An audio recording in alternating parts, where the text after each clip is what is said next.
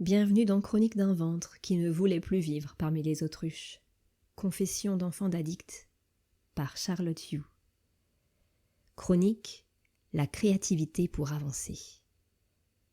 Cher auditeur, j'envisage cette chronique comme une invitation à m'arrêter quelques instants et à contempler le chemin parcouru. Je respire et je laisse défiler dans ma tête les grandes étapes de mon incroyable aventure humaine d'écriture, d'introspection, de croissance, de partage, de rencontres et d'évolution personnelle intense. Cela commence avec ce timide élan qui s'invite sans prévenir dans mon ventre. Il m'encourage à confier et poser sur le papier le poids de mes tourments d'enfant d'addict. Je l'aperçois, je l'entends, mais mon ventre n'est pas prêt à le regarder et l'écouter vraiment. Nous sommes en novembre 2021. Et puis il y a ce soir inoubliable de janvier 2022. Il est tard, la maison est endormie. Je profite de ce rare moment suspendu pour prendre un temps rien qu'à moi. Je ne fais qu'un avec le calme qui règne au sein de mon salon, lorsque mon regard se pose sur mon ordinateur. Soudain, je suis assailli par une énergie inconnue, une force qui me dépasse. C'est puissant, c'est vivant. Je ressens une forme d'attraction irrépressible, un appel viscéral à écrire. Mais écrire quoi ? Je traverse le plus intime moment de face à face avec moi-même, une véritable mise à nu. Toutes les émotions, sensations, vestiges de mes blessures passées, toute cette pelote de soucis en méli-mélo contenue dans chacune de mes cellules se réactive. Ma tête est déstabilisée, elle manifeste une attitude défensive, je sens qu'elle n'est pas très chaude à l'idée de me lancer dans cette expérience. Dans mon ventre, il y a de l'appréhension aussi, mais il y a surtout de l'excitation. Je sens poindre une ouverture, une forme d'espoir, qu'ils parviennent peut-être à se libérer de la peine, du désarroi, de la solitude qui l'abrite depuis si longtemps. Je ferme les yeux et je me laisse porter par mon intuition. Quelques secondes plus tard, je fais face à la page blanche, au champ de tous les possibles. C'est un instant solennel. Et maintenant, par où commencer ? Chaque jour qui a suivi, j'ai écrit, et ce pendant de longs mois. Au départ, mon processus d'écriture était laborieux, empreint de maladresse et surtout de retenue. Il m'en a fallu des heures à me promener à travers ma campagne, à me fondre dans la nature, à respirer grand pour tenter de lâcher le mental, apaiser ma tête. M'ancrer dans le sol pour incarner mon corps, mes racines, mon ventre. Pour toucher du doigt cette vibration de confiance tranquille, et ainsi lever la résistance, la censure qui sclérosait jusqu'alors mon récit. Avec le temps et l'expérience au fil des pages, j'ai fait la rencontre de la petite Charlotte, cette fillette logée en plein cœur de mon ventre dont j'ignorais presque l'existence. Je lui ai donné la parole. Elle m'a bousculée, stupéfaite, émue. Durant des jours, des semaines, j'ai embrassé la contraction, la boule noire enquistée en son sein. J'ai versé les larmes qu'elle avait retenues, posé des mots sur ce qui ne lui avait jamais été nommé. J'ai tellement appris à travers son témoignage criant d'authenticité.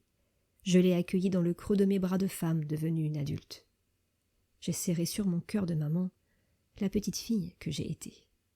Et puis l'adolescente Charlotte a surgi, animée de son énergie de colère, de révolte, camouflant sa sensibilité sous des airs de sarcasme. Je l'ai autorisée à déverser tout ce qu'elle gardait intériorisé. Je l'ai encouragée à dire les non-dits et dézinguer la politique de l'autruche. C'était tellement jubilatoire.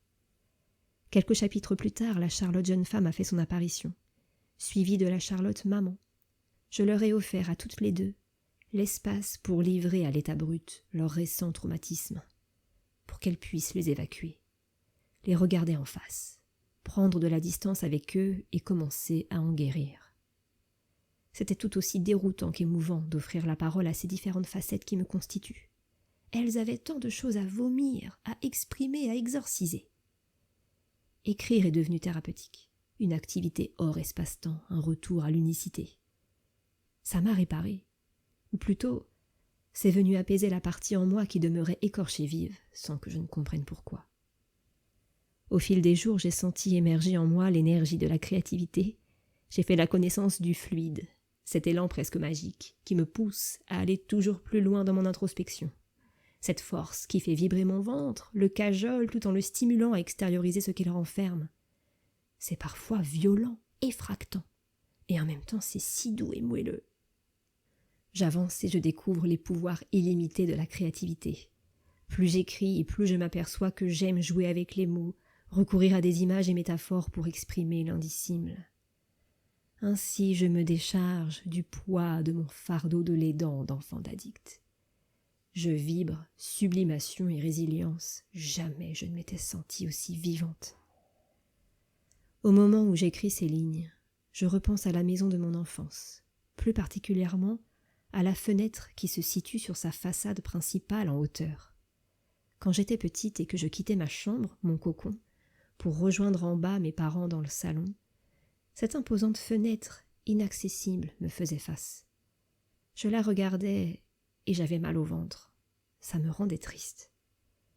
Au fil des années, j'ai grandi, on a changé le mobilier du salon, repeint les murs de la maison, mais cette fenêtre, elle, demeurait immuable, échappant à l'œuvre du temps. 10 fois, 20 fois par jour, coup d'œil en direction de la fenêtre malaisante. Ça me piquait les entrailles. Tu sais pourquoi, cher auditeur ? Eh bien parce que cette fenêtre, elle est le symbole d'une de mes plus profondes blessures de vie. Car à l'instar de mon huis clos familial, elle est condamnée à rester fermée, hermétique. À présent, je ferme les yeux. L'image de la fenêtre apparaît. Je respire. Je revois toutes les étapes du chemin que j'ai fraîchement parcouru. L'écriture, le podcast, les rencontres, la créativité. Je perçois une brise d'air frais caresser mon visage. J'ouvre les yeux.